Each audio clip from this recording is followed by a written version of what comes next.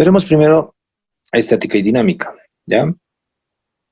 Para entender un poquito a los conceptos básicos de estática y dinámica, tenemos que hacer referencia al gran físico Isaac Newton, ¿ya? Porque en sus leyes son las que se basan todo lo que es estática y dinámica. Estas tres leyes son la base de la estática y la base de la dinámica, ¿ya? La base del movimiento de los objetos, ¿ya? Porque las leyes de Newton nos explican cómo se comporta la materia, ¿ya? Cómo se comporta la materia, qué fenómenos ocurren para que la materia se mueva como se mueve, etcétera, etcétera, ¿ya? Y tenemos la primera ley de Newton, que es la ley de la inercia. ¿Por qué se llama la ley de la inercia? Porque la primera ley dice que todo cuerpo que se mantiene en reposo o movimiento quiere mantener su estado de reposo o movimiento, ¿ya? O en pocas palabras, todo cuerpo quiere mantener su estado de movimiento, ¿ya? Y como lo vemos, pues lo podemos sentir en el ascensor, ¿no? ¿Alguna vez se han subido al ascensor? Cuando lo han puesto para subir, ¿no? Han sentido que medio que su estómago se quiere quedar, ¿no ve? Abajo. Y su cuerpo empieza a sentir, ¿no? Un jalón, un tirón hacia abajo. Entonces ahí sentimos que nuestro cuerpo quiere mantenerse estático, ¿no? Y ya se mueve. Ahora, un objeto que se está moviendo también quiere mantener su estado de movimiento. A ver, cuando están en el auto, ¿no? Cuando están en el auto y el auto frena de golpe, sientes que tu cuerpo se mueve hacia adelante, ¿no? O bueno, hacia atrás también puede ser si es que estás sentado de espaldas. Pero generalmente sientes que tu cuerpo se va hacia adelante, ¿no? Cuando el auto frena de golpe. Eso es porque tu cuerpo estaba en movimiento. Ahora que ha frenado de golpe, tu cuerpo quería seguir moviéndose, pero el sistema exterior no le ha dejado, ¿no? Entonces ahí comprobamos la primera ley de Newton, que dice que todo cuerpo quiere mantener su estado de movimiento.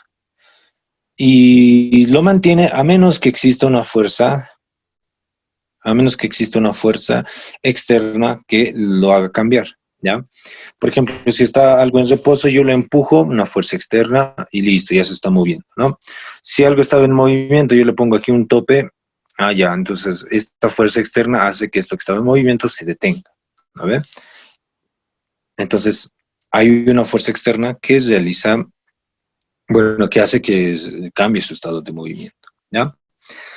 La segunda ley de Newton dice que la fuerza que se le aplica a un objeto que se está moviendo es igual, o bueno, es proporcional a la masa por la aceleración o el ritmo de cambio de velocidad de ese movimiento, ¿ya? Eh, esto es para estática, la primera ley de Newton es fundamental para la estática y la segunda ley de Newton es para la dinámica, ¿ya? La segunda ley de Newton nos dice que si empujas algo con una fuerza F, el cambio de movimiento, es decir, esta aceleración, porque se va a ir acelerando, es proporcional multiplicado por la masa del objeto, ¿ya? Entonces, la segunda ley de Newton es base para dinámica. La primera ley de Newton es base para estática. Y la tercera ley de Newton es base para los dos, ¿ya? La tercera ley de Newton dice que es la ley de la acción y reacción, ¿ya? ¿Qué sugiere esto? Sugiere que ante cualquier fuerza que actúa sobre un cuerpo, recibe una reacción en sentido contrario y del mismo tamaño, ¿no? Eh, ¿Cómo lo hacemos evidente? A ver, cuando estás tú de pie en el suelo, ¿no? Cuando estás tú de pie en el suelo, la fuerza que hace la acción va a ser tu peso, ¿no? Va a ser el peso, y lo que tú sientes hacia arriba es la reacción, que sería lo que sientes en tus pies. Si no existiese la fuerza reacción, ¿Qué es lo que pasaría contigo? No, pues tú tendrías que hundirte, ¿no? Tendrías que hundirte y tendrías que dirigirte hacia abajo, ¿ya? Entonces la acción y reacción siempre se hacen evidentes en superficies de contacto, ¿ya? La ley de acción o reacción nos dice que ante cualquier fuerza que actúa sobre una superficie, la superficie, realiza una fuerza contraria a la acción, pero del mismo tamaño, ¿no? Del mismo tamaño y perpendicular a, a la superficie, ¿ya? Esas son las tres leyes de Newton. Recuerden, la primera la vamos a ver en estática, la segunda en dinámica y la tercera, bueno, pues la tercera es fundamental para los dos capítulos, ¿está bien? Vamos a determinar entonces primero qué será una fuerza, porque en estática lo que hacemos es un análisis de fuerzas, ¿ya? Un análisis de fuerzas y, bueno, ¿qué será una fuerza? Una fuerza es un agente capaz de cambiar el estado de movimiento de un cuerpo, ¿ya? Nosotros relacionamos a la fuerza mucho con los músculos, ¿no ven? Ah, tengo mucho músculo y puedo levantar cosas pesadas, ¿no ven? Pero lo único que estás haciendo es demostrar la fuerza, demostrar que tú eres el agente externo que hace que los objetos cambien de movimiento, o bueno, cambien de estado de movimiento. Por ejemplo, en este levantamiento de pesas, las pesas estaban en el suelo, ¿no? Imaginemos que las pesas estaban ahí, a ver, las pesas estaban ahí. ¿Quién hace, quién es el agente externo que hace que las pesas se muevan, es decir, las pesas suban? Pues eres tú, ¿no? Tú eres ese agente externo porque las pesas por sí solas no pueden moverse, ¿no? No pueden, ¿cómo se llama? Por sí solas subir, ¿no? Necesita siempre un agente externo que haga que las pesas suban o cambien de movimiento, ¿no? Es decir, suban de abajo hacia arriba. Entonces, tú le haces de agente externo, ¿ya? Tú le proporcionas esa fuerza y haces que se muevan las cosas. ¿Está bien? Entonces, eso es una fuerza y las fuerzas se miden en Newton, ¿ya? La unidad de la fuerza, vamos a ponerlo aquí, F es una fuerza, las fuerzas se van a medir en Newton, ¿ya? Newton. En el sistema internacional se mide en Newton. En el sistema CGS en Dinas, en el sistema inglés Pound, si no me equivoco. Y hay distintos tipos de fuerzas, ¿ya? Aquí en el gráfico estoy poniendo muchas fuerzas. Hay fuerzas de, por ejemplo, fuerzas de levantamiento, ¿no? O, ¿cómo se diría? Mm,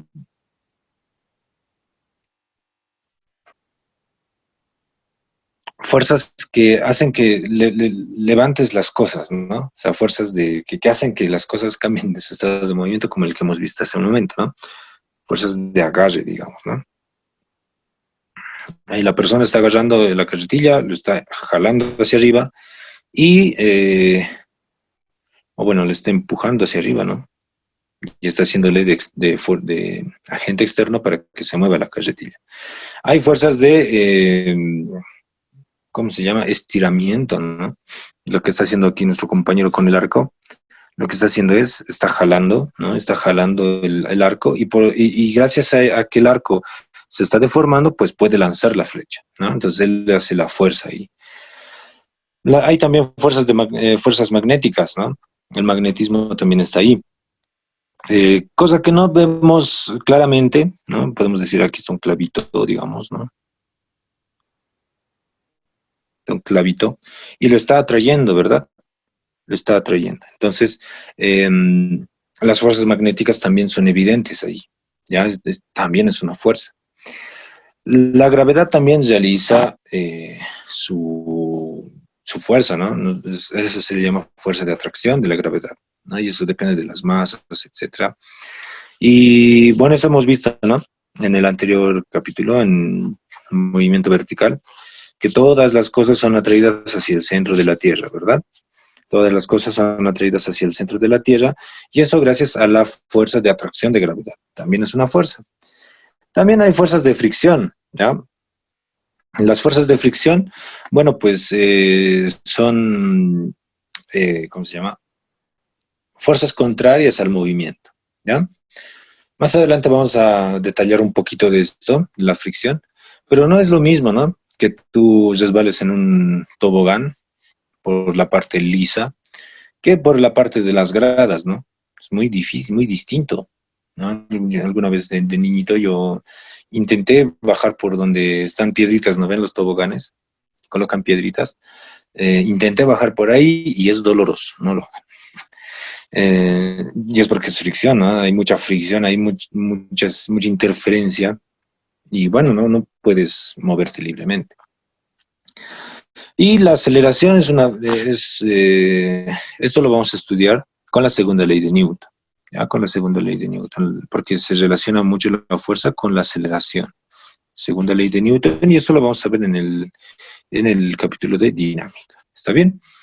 Pero lo importante es que la fuerza se mide en newtons, ¿está bien? Y hay muchas manifestaciones de la fuerza. No estamos hablando de la fuerza, ¿no? De Star Wars, que la fuerza te acompañe, no. No estamos hablando de esa fuerza. Otra manifestación de fuerzas es el peso, ¿ya? El peso es una fuerza dirigida hacia abajo, es decir, hacia el centro de gravedad de la Tierra, y depende de esta gravedad, ¿ya? No es lo mismo decir masa que el peso, ya eso tenemos que diferenciarlo muy bien. La masa es una magnitud escalar, ¿ya? Se mide con una balanza en el sistema internacional en kilogramos y es invariable. ¿Qué quiere decir invariable? Que no cambia. ¿Se acuerdan? Seguramente han debido ver, ¿no? Las leyes. Ay, se me fue. En balance de materia, ¿qué dice? La materia no se crea ni se destruye, solo se transforma, dice, ¿no ve? Esa ley de Lavoisier. Y es verdad, porque la masa no se puede crear de la nada, ¿no? Eso es prácticamente imposible. Ni tampoco puede destruirse a nivel, reduciéndolo a la nada.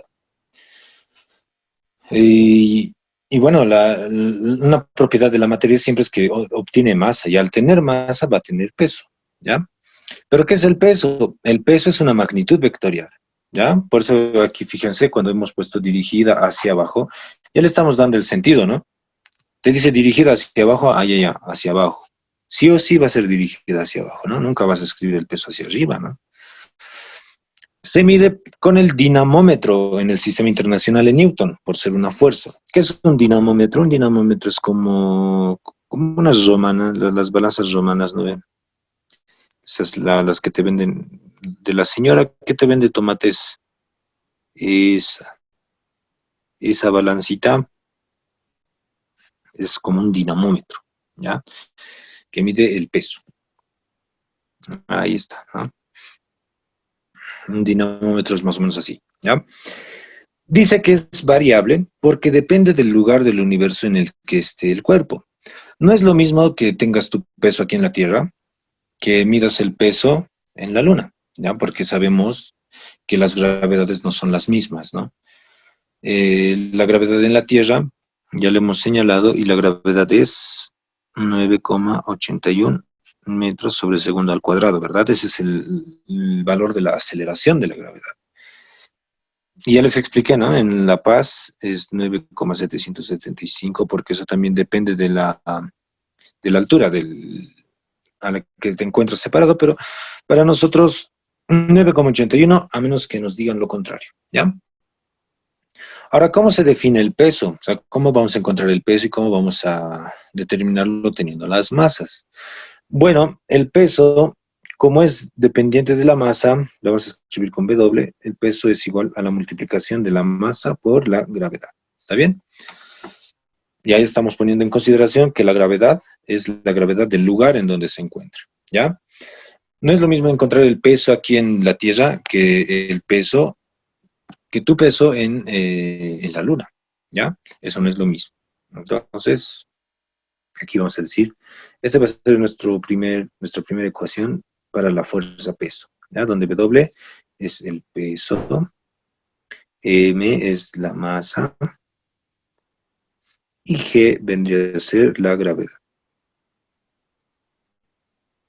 ¿Está bien? El peso se va a medir en newton, la masa se mide en kilogramo y la gravedad en metros sobre segundo al cuadrado. ¿Está bien? Entonces, si tenemos la masa de un objeto, lo multiplicamos por su gravedad, ahí está el peso. ¿Ya? Entonces, si digamos aquí en la Tierra te sientes gordito, andate a la Luna y vas a ser flaquito. Para que vean que el peso no es determinante. Fuerza de rozamiento. ¿Qué es la fuerza de rozamiento? Es una fuerza que se opone al movimiento. ¿Y de dónde surge este concepto de la fuerza de rozamiento? Pues si se fijan en la lupa, ¿no? Aquí vemos un bloquecito sobre una superficie.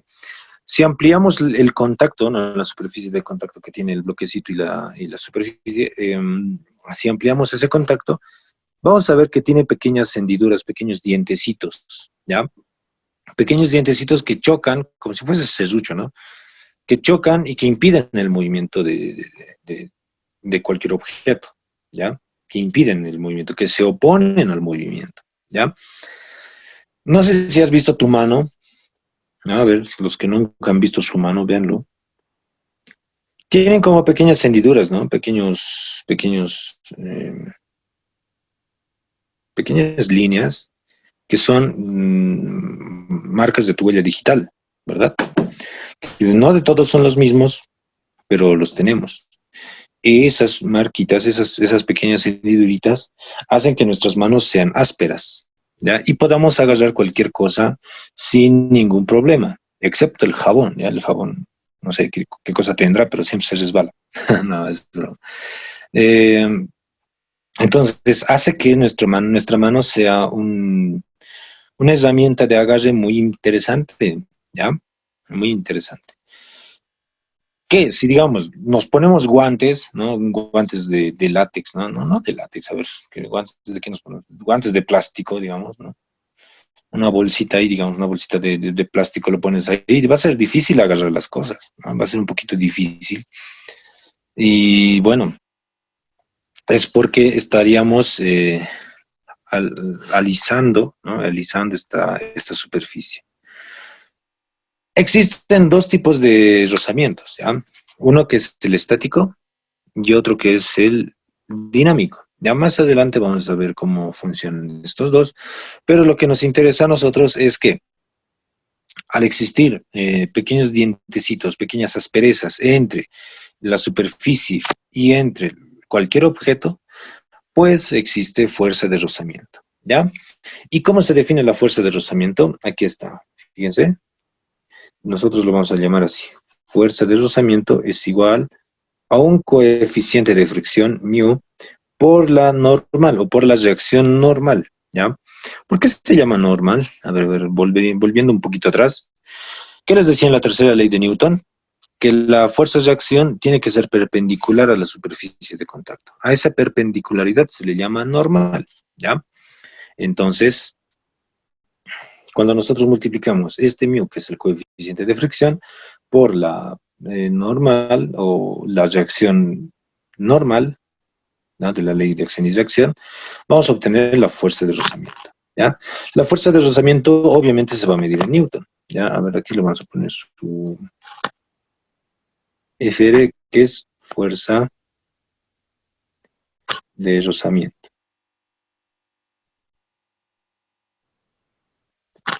que se va a medir en Newton, ¿está bien? Mu es el coeficiente de fricción, ¿ya? Coeficiente de fricción.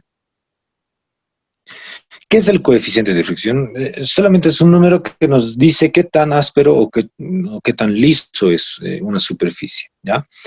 El coeficiente de fricción, μ, es un número muy interesante, es un número escalar, ya sabes que es escalar, ¿no? Es un número cualquiera, sin unidades, adimensional, que se encuentra entre 0 y 1, ¿ya? Puede ser igual a 0, ¿no? Puede ser igual a 0 eh, cuando es totalmente liso, ¿ya? Cuando es totalmente liso, pero tiene que ser menor que 1. Ya estamos hablando, puede ser un 0.2, 0.1, 0.33, 0.521, etcétera, etcétera, pero no mayor a 1, ¿está bien? Y N, ay, que nos falta aquí, N vendría a ser la reacción normal, ¿ya? La reacción normal en ese sistema. Y esta reacción normal se va a medir en Newton, ¿ya? De ahí que dimensionalmente es correcto, ¿ya? Entonces, el coeficiente de fricción puede ser entre 0 y 1. ¿Cómo es la fuerza de rozamiento? Multiplicación de mu por la normal. Ahora, ¿cómo vamos a dibujar nuestra fuerza de rozamiento en nuestros sistemas? Bueno, como dice que se opone al movimiento, lo que nosotros tenemos que ver es hacia dónde tiende a moverse cualquier sistema. Por ejemplo, si un sistema tiende a moverse hacia la derecha, la fuerza de rozamiento ¿hacia dónde está? Hacia la izquierda. Si un sistema tiende a moverse hacia la izquierda, la fuerza de rozamiento ¿hacia dónde se va a ir? Hacia la derecha. Si nuestro sistema tiende a moverse hacia arriba o en forma ascendente, la fuerza de rozamiento en forma descendente. O sea, contreras, ¿no? Totalmente contreras. Es muy contreras nuestra fuerza de rozamiento. Y va en contra del movimiento, ya hacia donde tiende a moverse. Y aquí al final, para un cuerpo que desciende, obviamente la fuerza de rozamiento hacia arriba. ¿Está bien? Entonces, importante saber cómo dibujar nuestra fuerza de rozamiento para nuestras ecuaciones. Ya más adelante vamos a hacer las ecuaciones. ¿Qué vamos a hacer también? Tenemos que comprender que todas las fuerzas las vamos a dibujar en un diagrama de cuerpo libre, ¿ya? Este diagrama de cuerpo libre, algunos libros lo abrevian como DCL, ¿ya? Significa diagrama de cuerpo libre, ¿ya? Entre paréntesis pondremos DCL, ¿ya? Es un sistema de ejes coordenados donde dibujaremos todas las fuerzas que existen en un cuerpo de masa puntual, ¿ya? ¿Qué quiere decir esto? Que primero tenemos que identificar cuáles son las fuerzas que le afectan a este objetito, a un objeto de masa. Aquí le falta la superficie. Ahí está la superficie. Identificamos todas las fuerzas que actúan sobre este objetito, sobre este cuerpito, ¿ya? Y lo vamos a trasladar a un sistema de ejes coordenados, ¿ya? A un sistema de ejes coordenados. Y los vamos a dibujar allí. Como un sistema de ejes coordenados, pues dibujamos el eje X y dibujamos el eje Y. ¿A ver? Y en ese sistema de ejes coordenados vamos a dibujar todas estas fuerzas. Si hay fuerzas, peso, ahí está chueco esto. Ahora sí, ¿no? Ya. El peso hacia abajo, la normal hacia arriba. Fíjense, todos saliendo absolutamente del origen, ¿no? Fíjense aquí, la normal obviamente sale de la superficie, ¿verdad? En donde está el contacto.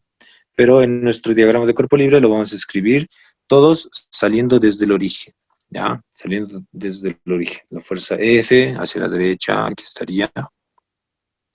Y la fuerza de rozamiento hacia la izquierda, ¿no? Si tiende a moverse hacia la derecha, fuerza de rozamiento. ¿Está bien? Todos saliendo siempre desde el centro, desde el origen del sistema de ejes coordenados. ¿Está bien? Por eso digo al final de una masa puntal, porque decimos ya la masa va a ser como un puntito. Lo vamos a reducir así en nuestro diagrama. Pero solamente en este diagrama, lo único que vamos a dibujar van a ser solamente fuerzas. ¿Ya? Lo único que tenemos que dibujar aquí son fuerzas, nada más. No tenemos que dibujar ahí el color de la masa, ni de qué elemento es, etcétera, etcétera. Solamente fuerzas. ¿Está bien? Bueno, ya con estas consideraciones, aquí faltan algunas más, ya, algunas más. Por ejemplo, falta tensión, solo vamos a ver el día de mañana. Y bueno, con estas consideraciones vamos a entrar primero al primer principio de estática, ¿ya? Para que un cuerpo quede estático, hay dos principios, uno que es el que vamos a ver ahora y otro que es el momento, ¿ya? Momento de giro, etcétera.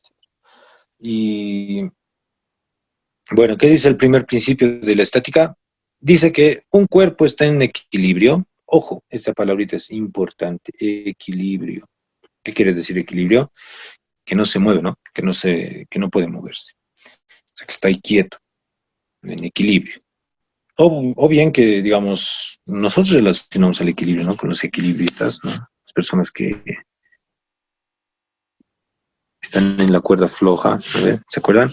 Ahí decimos, está en equilibrio esta persona, a ver, es porque no se mueve a ningún lado, ¿no?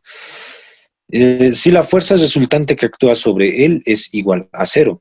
Ojo, fíjense, fuerza resultante. ¿Te acuerdas en vectores que hemos hablado mucho de resultantes? Entonces todo esto se relaciona mucho con los vectores, ¿ya? Si esta fuerza resultante es igual a cero, para esto las fuerzas componentes deben ser necesariamente coplanares y concurrentes. Bueno, en vectores hemos visto, ¿no? Que nuestra fuerza resultante tiene R en X y R en Y, ¿no ven? ¿Se acuerdan? Nuestro vector resultante. Para que nuestro vector resultante o fuerza resultante sea cero, R en X tiene que ser cero y R en Y tiene que ser cero también. ¿Está bien? Porque si R en X tuviese un valor, bueno, R en Y tuviese un valor, pues no vendría a ser su resultante cero. Porque ¿cómo sacamos el módulo de la resultante? R en X al cuadrado más R en Y al cuadrado, ¿verdad? ¿Se acuerdan? La resultante era así, ¿no? Módulo de la resultante. Entonces, necesariamente los dos tendrían que ser cero para que nuestro resultante sea cero también. Entonces, ¿qué es lo que vamos a hacer? Lo que vamos a hacer es que en algún sistema por allí vamos a ver vectores, por ejemplo, en este semáforo, vamos a ver vectores, ahí, qué sé yo, cuerda 1, cuerda 2, y aquí el peso del mismo semáforo. Todo esto va a ser un sistema vectorial, donde vamos a escribirlo, ahí está el diagrama de cuerpo libre, ahí van a estar los vectores, ¿no? Los vectores, y de este sistema vectorial tenemos que encontrar sumatorio de fuerzas en X tiene que ser cero y la sumatoria de fuerzas en Y tiene que ser cero. O si no, si tú quieres, la resultante en el eje X tiene que ser cero y la resultante en el eje Y tiene que ser cero también. ¿Ya? Entonces, todo lo igualamos a cero y determinamos allí las condiciones para que este objeto no se mueva. ¿Está bien?